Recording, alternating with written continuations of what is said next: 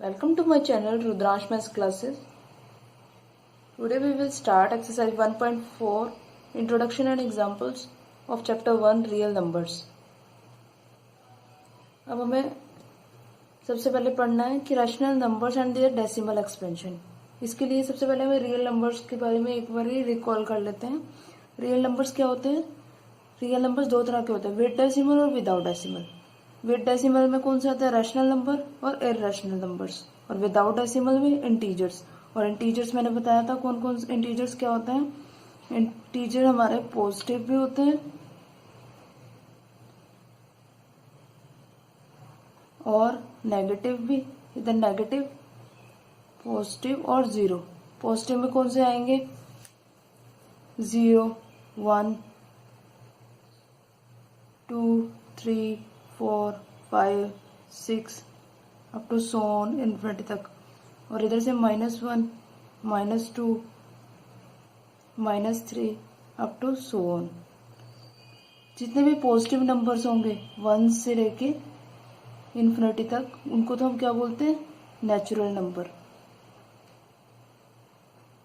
और अगर जीरो भी उसमें इंक्लूड हो जाती है, 0 से 1, 2, तो ऐसे नंबर्स को हम क्या बोलते हैं? Whole number. और ये इसका इन्वर्स होते हैं.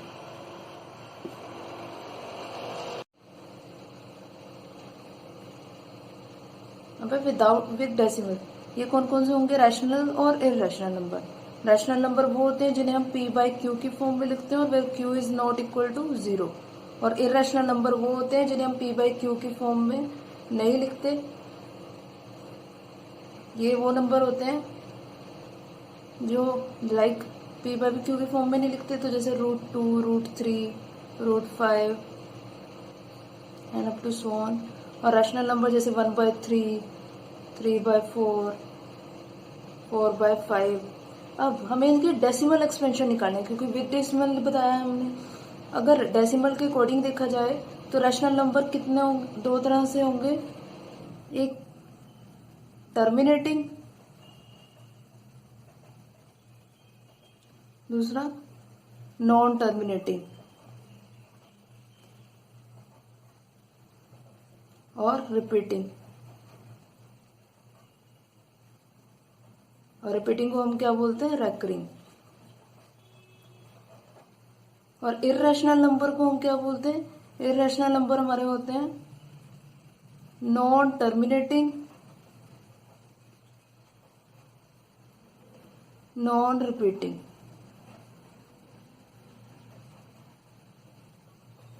या नॉन रेकरिंग भी बोलते हैं इन्हें.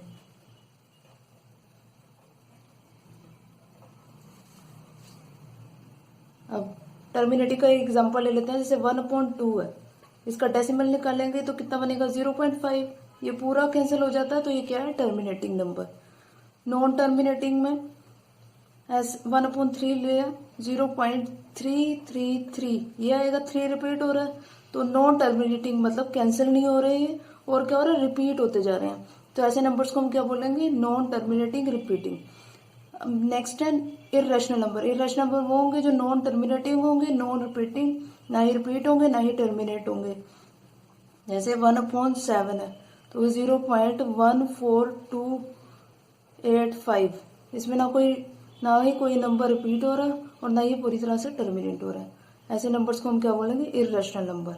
अब उसी का रैशनल नंबर्स के हमें डेसिमल एक्सपेंशन निकालना है. अभी बताया मैंने कि रैशनल नंबर में जो डेसिमल एक्सपेंशन होगा वो दो तरह से होगा. एक टर्मिनेटिंग और दूसरा नॉन टर्मिनेटिंग, रिपीटिंग.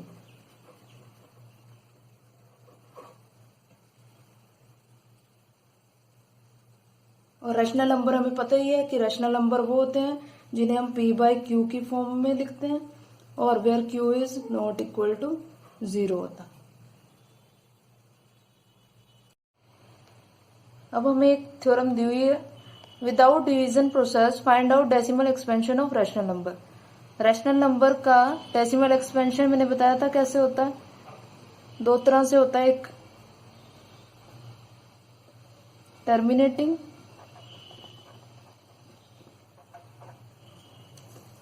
और नॉन टर्मिनेटिंग रिपीटिंग।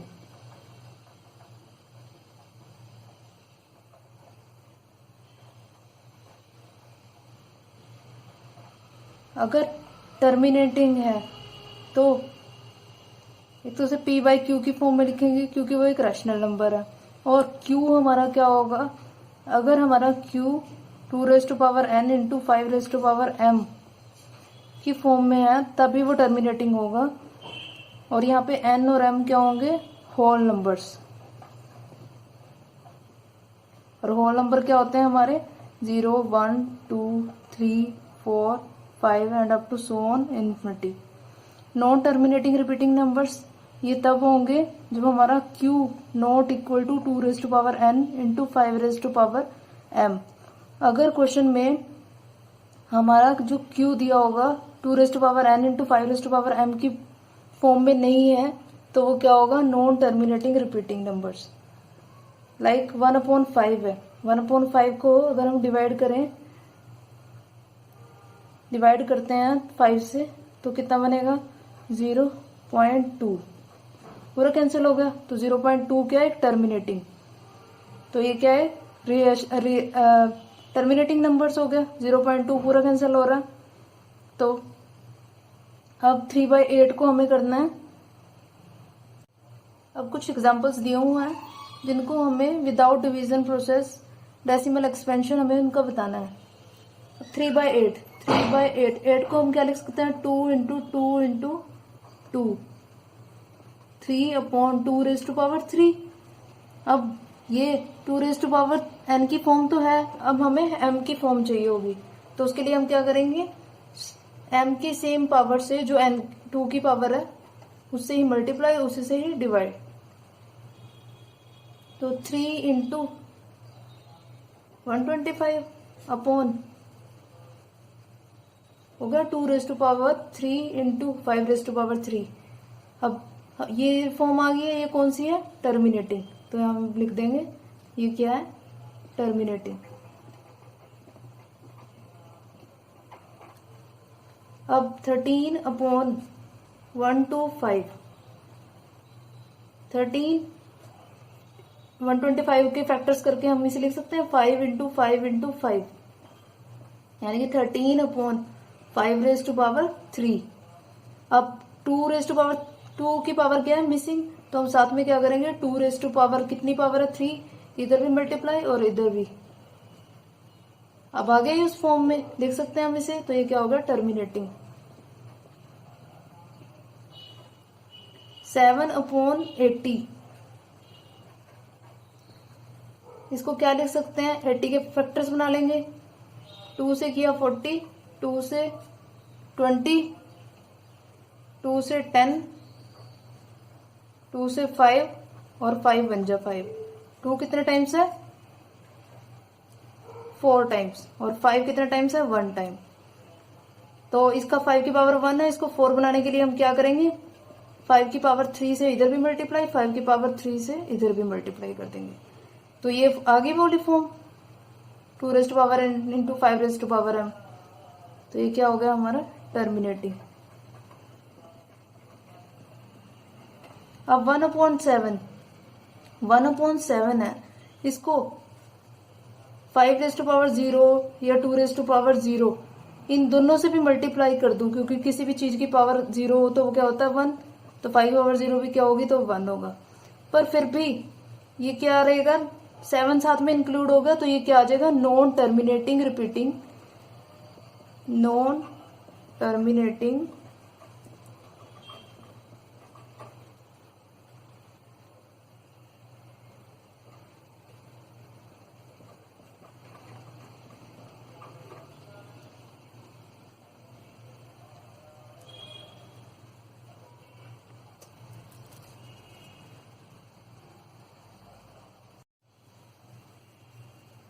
अब इन्हीं क्वेश्चंस में अगर हमें बोले वो डेसिमल एक्सपेंशन भी निकालो तो ये कितना बन जाता है, 375 अपॉन 1000, तो 0.375 पूरा कैंसिल हो रहा है। तो ये क्या है, टर्मिनेटिंग। अगर इसका निकालने को कोई 13 इंटू 8 अपॉन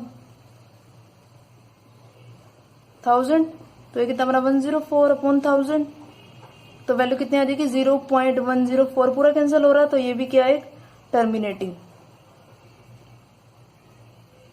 अगर इस क्वेश्चन में बोले तो क्या बनेगा 7 इंटू 125 अपॉन 4 टाइम्स 0, तो ये कितना बनेगा 875 अपॉन 10,000, तो 0.0875 ये बना।